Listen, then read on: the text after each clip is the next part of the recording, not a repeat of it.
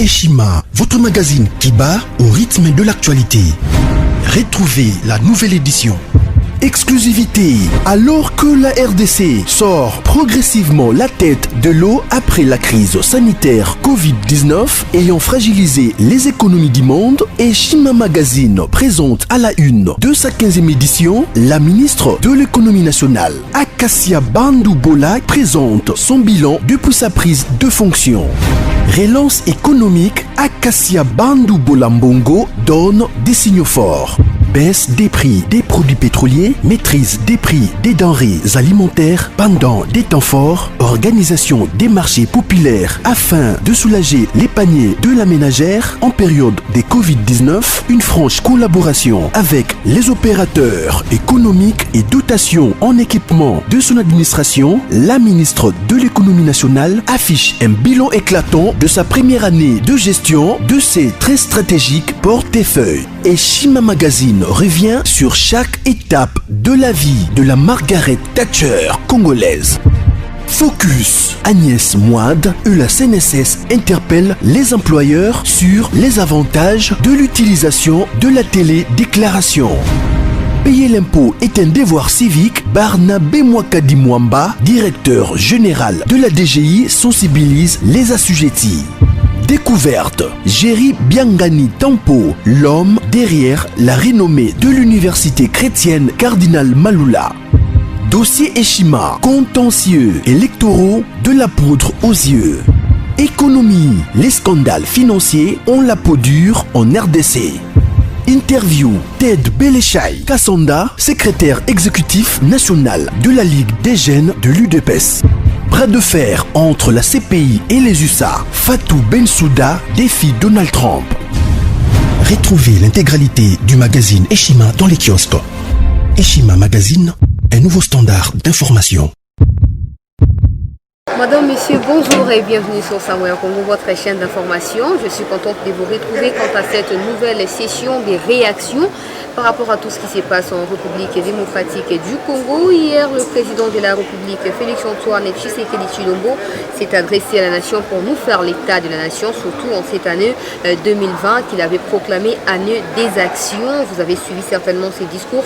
On va en parler ici. Destitution de Madame Jeanine Mabunda qui est déjà partie. Le bureau provisoire, la démission du Premier ministre, tout ça sont à régler au sein de l'Assemblée nationale. On va en parler ici. Alexis Tambomamba, il y a aussi une procédure d'échéance qui est en cours, qui récolte déjà des signatures. On va en parler. Et enfin, l'avenir de la RDC et surtout pour les 3 prochaines années avec l'Union sacrée en cours, parce que ça réunit déjà les députés de l'autre côté, c'est-à-dire du FCC. Tout ça, on va en parler. Vous voyez que je ne suis pas seule. J'ai reçu pour vous l'honorable Daniel Mbao, avec qui on va en parler. Honorable, bonjour et bienvenue. Merci, bonjour madame, très heureux. Merci de nous avoir reçus ici dans votre lieu de travail. Première question, comment vous avez reçu les messages du président hier? Comme je l'ai dit à travers les ondes d'hier, en direct, c'était un discours d'engagement, de détermination, de conviction. Un discours, ma foi, qui marque la rupture avec un passé prédatocratique. Un discours qui marque un hiatus avec une coalition méphistophélique FCC Cash. Et c'est un discours qui jette des bases pour des perspectives heureuses. C'est un discours qui réunit les Congolais de bon sens de tous bords, autour des idéaux, autour des nobles valeurs, autour des principes républicains et démocratiques. Le président de la République a souligné un aspect dans son discours, disant qu'il a subi plusieurs fois des humiliations pour préserver la coalition Cash FCC. Est-ce qu'il faut estimer que dès le départ, il y avait une mauvaise base? Non, nous l'avons dit, on ne dira jamais assez que c'était un mariage contre nature. Dès le départ, nous savions que ça n'allait pas faire long feu. C'était un mariage putatif. Donc le président de la République était de bonne foi, mais en face de lui, il n'y avait que des prédateurs.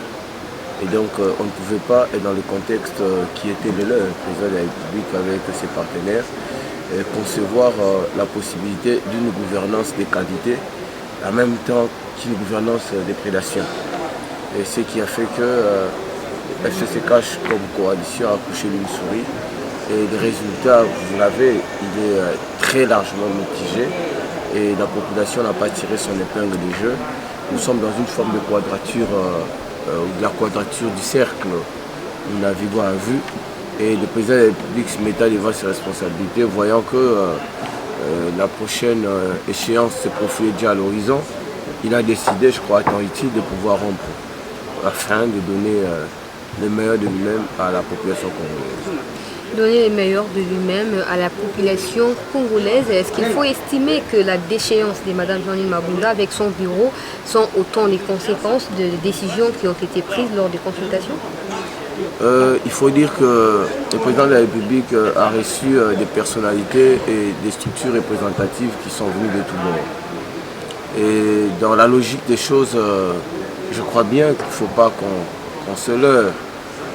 Il s'est laissé déjà poindre avec certitude une éventuelle rupture parce que c'était ça même la volonté de la population. Cette volonté qui a été d'ailleurs exprimée au lendemain même de la coalition. La population savait que dans un tel contexte, avec une telle composition, elle ne pouvait pas tirer son épingle des jeux. Et donc, ce n'était pas étonnant pour plus d'un de constater que parmi les grandes résolutions d'éclat, il y avait aussi la rupture FCCH. Donc, on s'y attendait, mais les peuples l'attendaient avec une forte dose d'impatience. Ça, il faut le noter. Comment vous, en tant que député national, vous avez vécu, parce qu'elle fut votre présidente, vous lui avez reproché pas mal de choses, notamment la mégestion et beaucoup d'autres choses. Vous, personnellement, qu'est-ce que vous lui avez reproché? Non, mais ici, il ne s'agit pas de reproches personnels et individuels, parce que la pétition a toujours vocation d'être collective. Donc nous avons exprimé un condensé des reproches conformément à l'article 25 de notre règlement intérieur. Et nous avons procédé conformément à l'article 31. Donc l'article 25, lorsque vous lisez les termes de cette disposition, vous vous rendrez compte qu'il y a des motifs qui peuvent concourir, à mon avis, à l'éviction des membres du bureau. Il y a l'incompétence notoire d'une part et d'autre part la faute lourde, la faute grave. Donc dans son chef, nous avons repéré plusieurs éléments qui portent à croire effectivement qu'il y a eu à la fois incompétence et faute lourde. Il suffit simplement de se reporter sur ce qui s'est fait ici en Assemblée nationale et la manière dont nos plénières sont tenues. Vous vous rendrez compte que ce sont des plénières caporalisées, des plénières qui s'inscrivent dans une direction atomistique. Ça veut dire que des plénières qui sont organisées pour accompagner un seul camp politique, ça veut dire les FCC, et que tous les autres ne sont appelés à faire que ce que j'appelle de bonnes qualifications, un parlementarisme d'accompagnement. Et donc, ceci ne se limite pas simplement dans la tenue des plénières. Mais regardez, ça va même au-delà, même dans la gestion rationnelle des mécanismes de contrôle. Parce que nous ne sommes pas qu'un organe de production de normes, nous sommes aussi un organe délibérant. Mais je peux vous avouer, depuis que nous sommes là, ça fait 2 ans, jour pour jour, il n'y a jamais eu un contrôle parlementaire efficace et sérieux. Et tout ce qui se fait ici, écoutez, s'inscrit dans une logique, j'allais dire, partisane. Et Madame devient comme une machine d'amortissement, de choc. À chaque fois que vous initiez une action contre un membre de l'exécutif, Madame se transforme en filtre. Elle procède à des tris, vous voyez, et elle procède à des choix, elle opère des choix pour voir quelle initiative il faut laisser passer ou quelle autre il faut bloquer. Ouais, tout ça, ça ne permet pas la floraison, j'allais dire même l'éclosion d'un contrôle parlementaire efficace et efficient. Et bien plus, même dans la production normative, dans les initiatives parlementaires, conformément à l'article 100 de la Constitution, l'initiative parlementaire, elle est concurrente. Il y a, et aussi en même temps individuelle. Donc ce sont les députés nationaux qui peuvent initier des propositions de loi et les sénateurs. Et le gouvernement ne peut initier des lois qu'en termes de projets. Mais combien de propositions sont-elles passées dans cette chambre depuis 2 ans? Nous sommes la chambre la moins prolifique de la législature. Et Madame est en train de bloquer de manière mécanique, cynique, unique et inouïe. Et de manière répétée, j'avais dit, et dans un contexte nébuleux et ténébreux. Madame bloque des initiatives parlementaires des députés alors que nous sommes là pour non simplement produire des textes mais contrôler. Parce que nous avons reçu le pouvoir de parler pour le compte d'autrui. Et cet autrui-là, c'est les peuples congolais. Nous parlons dans la production normative, ça veut dire que dans les réformes législatives, mais nous parlons également dans le contrôle parlementaire. Mais lorsque ces deux outils essentiels vous sont indûment ravis par une majorité mécanique, dirigée par un bureau, un bureau aussi à la fois mécanique et sclérosé, comment voulez-vous que l'activité parlementaire soit réduisante? Elle est peu réduisante. C'est comme ça, nous avons décidé, et à travers plusieurs initiatives exprimées en termes de pétitions, évincer individuellement les membres du bureau Mabunda pour y placer ceux-là qui méritent, qui ressortiront effectivement dans cet hémicycle. Voilà à quoi doit ressembler les prochains bureaux pour vous en termes de personnalité, de compétences et bien d'expertise et la volonté politique aussi. Non, mais justement, vous l'avez dit, il faudra plus de démocrates. Moi, je pense que c'est les critères les plus disants et les plus déterminants. Parce que la qualité intellectuelle, on peut la rencontrer ça et là. Rassurez-vous qu'ici, il y a un foisonnement de richesses en termes d'intelligence. L'intelligence, on n'en manque pas ici. On a besoin des hommes. Parce que le problème, il est anthropocentrique. On a besoin des hommes. Ici, on voudra avoir un rassembleur. On voudra avoir un démocrate, en fait, qui laisse libre cours au débat parlementaire et qui redonne des lettres de noblesse à l'activité parlementaire. On veut avoir quelqu'un qui va ouvrir, n'est-ce pas, les passerelles de contrôle parlementaire. Nous ne voulons plus avoir un bureau filtre, un bureau qui empêche les initiatives, qui sélectionne et qui trie les initiatives. Non. Toutes ces qualités réunies, je pense, à mon avis, sont nécessaires pour les présidents et qui sera dans le jour qui viennent élu. Et d'ailleurs, je pense que le président de la République a dit que cette fois-ci, nous devons avoir un parlement assez responsable, un bureau qui va permettre à l'Assemblée nationale de jouer pleinement son rôle. C'est pourquoi le peuple nous a aidés. C'est pourquoi le peuple vous a élu. Vous faites partie notamment de l'Union Sacrée.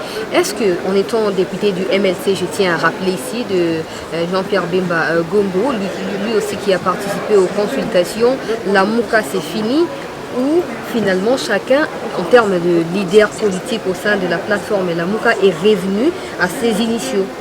Non, on l'a toujours dit, je ne dirai jamais assez que la Mouka c'est un esprit. La Mouka, c'est loin d'être un appareillage formel et séduisant, tel que vous le voyez. La Mouka, c'est une idéologie, la Mouka, c'est un esprit.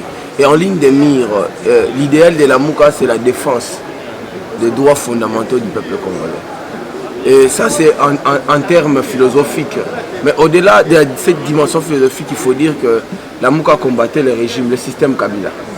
Et donc, si aujourd'hui Jean-Pierre Bemba appuie l'idée de l'Union Sacrée, et Moïse Katumbi appuie l'idée de l'Union Sacrée, ça ne veut pas dire qu'il s'agit d'une démission de la Mouka. Non, ils sont la Mouka.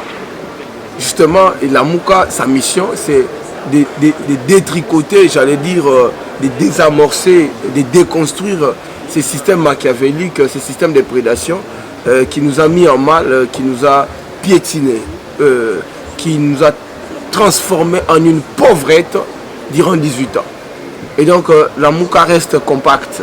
Il y a ce que j'appelle à l'intérieur de la Mouka l'unité, mais dans la diversité.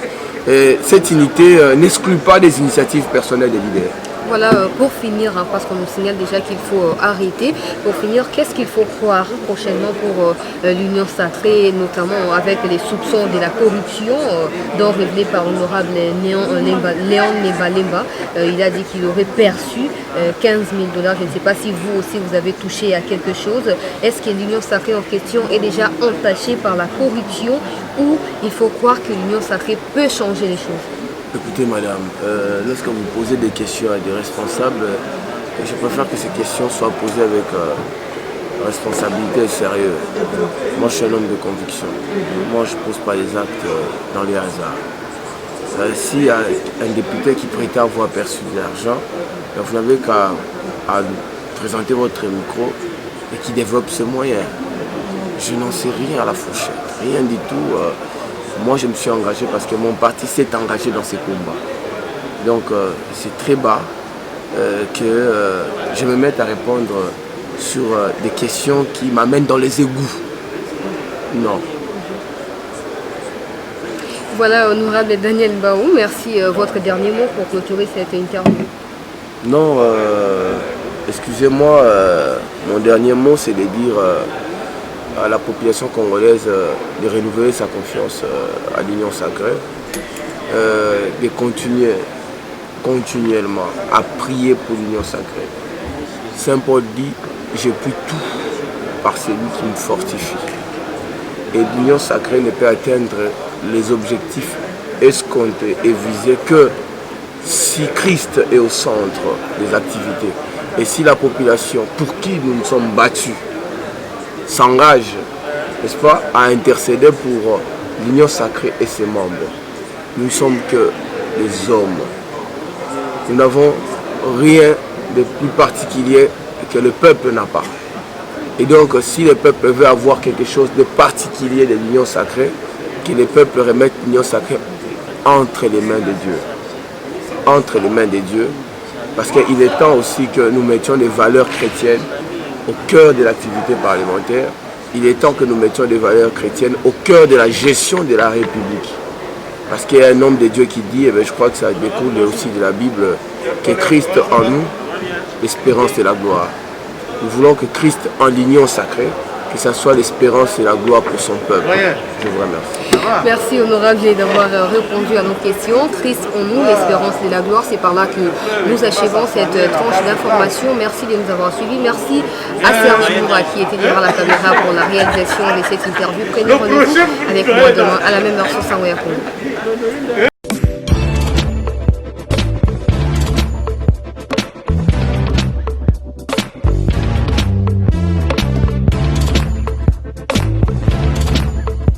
Conteneur yango todo sala adi londolé Feli Mosengo Feli todo sala conteneur ba voiture todo tina na Kisasa ba carton ezo kine Kinshasa et en plus la bonne chose voiture na yo ko tina na Kisasa te prends pas la tête yela bisango charger biloko na yo te relivrer à domicile sans un bon au teki c'est parti.